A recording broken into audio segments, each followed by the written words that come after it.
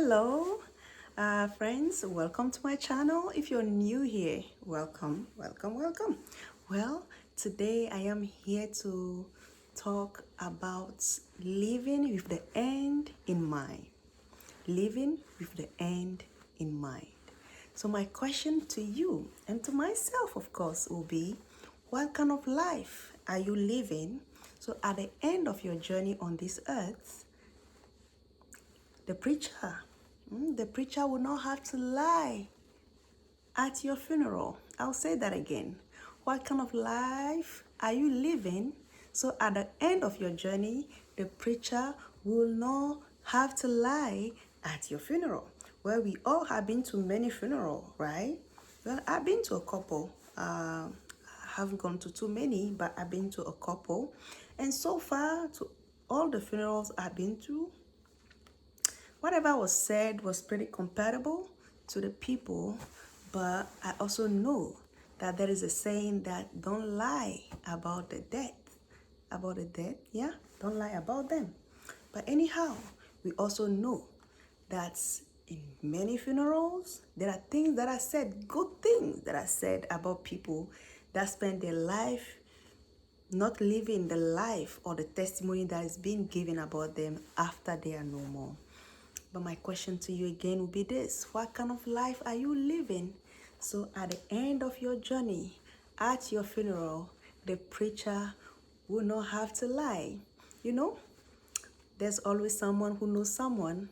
So at the funerals, while the preacher will be saying all these good things about people, at times, some sitting in the pews or sitting in the assemblies are very uncomfortable about the testimonies that have been given. So what kind of life again are you living? So at the end of the day, the preacher will not have to lie at your funeral. Well, we all know that life is not easy. Oh, life is not easy. We are called specifically as Christians to live the life that we live in public. We are called to live the same life behind closed doors.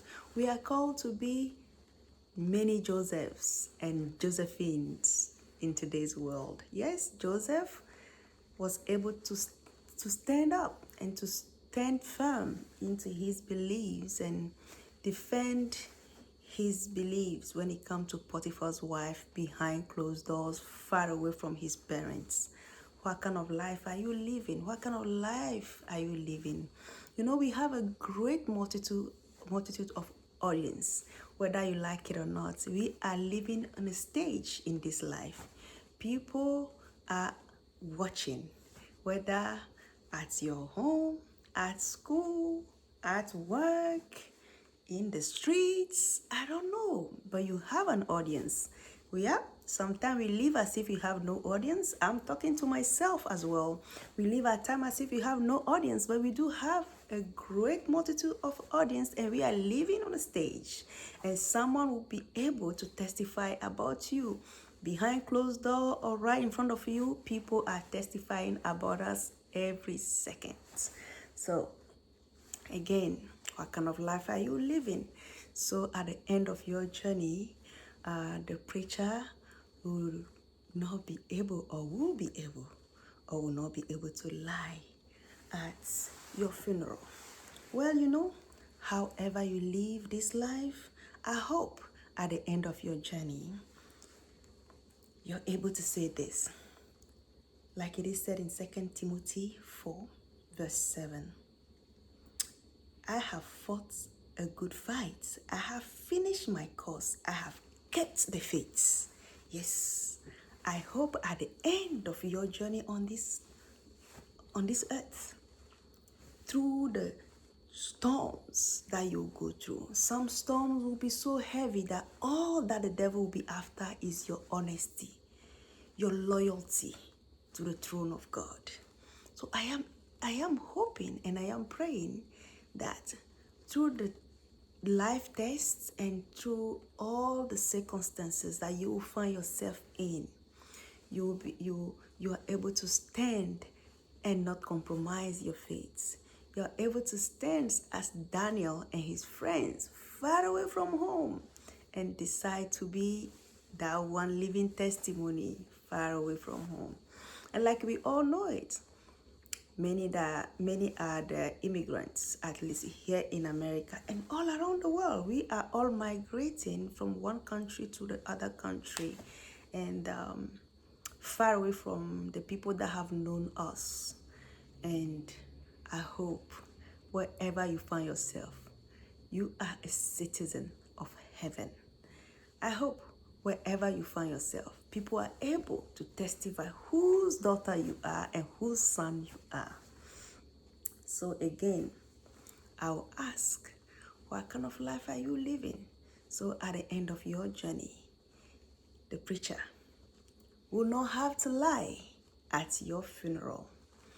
You see, being an African girl, which I take so much pride in, by now you guys already know if you have heard me here, and growing up in a very dysfunctional family. Yeah, you have heard me share a little about my childhood and how my first years were like, or what they were like.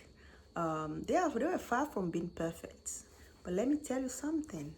We don't just come from dysfunctional homes. We come from homes that have the mixture of happiness, brokenness, joy, and everything.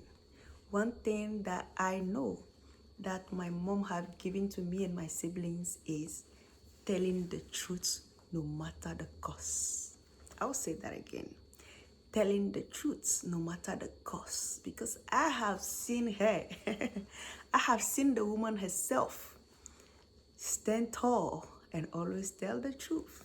And sometimes the truth can be most of the time, telling the truth is very expensive. When you tell the truth, you can do so much. But you know what? At least you have heaven by your side. Guilt is one thing you don't want to take with you in the journey of life, because guilt will eat you up. Guilt will destroy you slowly. So friends, you see, in many occasions growing up, when situations happen, my mom will always say, tell the truth and we will find a solution. But lie, when they call your name, I will not be there. Some will say, you should be able to be there with your children even if they do this, because that's what Jesus will do, right? That even if you do this, Jesus have an unconditional love. Our parents do have unconditional love as well. However, learning life principles, we have to be able to set it straight for our children so they know exactly the wrong from the right. And that's one of the things that my mom did for us. And I'll tell you for a fact that it is one of my best armor. Yep, it is one of my best armor that I've carried. And I have also learned recently that telling the truth, the devil can create situations, and you telling the truth can be so expensive, so expensive. But guess what? It is worth it. Yes, it is worth it, because peace will follow you wherever you go. So I challenge you as a young adult, as parents, whoever you are, to hold on to a life that is worth testifying about. I challenge you to be a Joseph wherever you go. I challenge you to be a Daniel wherever you go. And I challenge you to live a life well deserved as a Christian on this stage of life. We have a stage. You are on a stage every day. So live your life with the end in mind. Yes, live a life with the end in mind every day, because at the end, you have to be able to make a statement. And I wish you make these statements at the end, that you have fought a good fight, that you have finished your course and you have kept the faith. That's my wish. I hope that's your wish as well. Well, have a great week and God be with you always. Bye bye.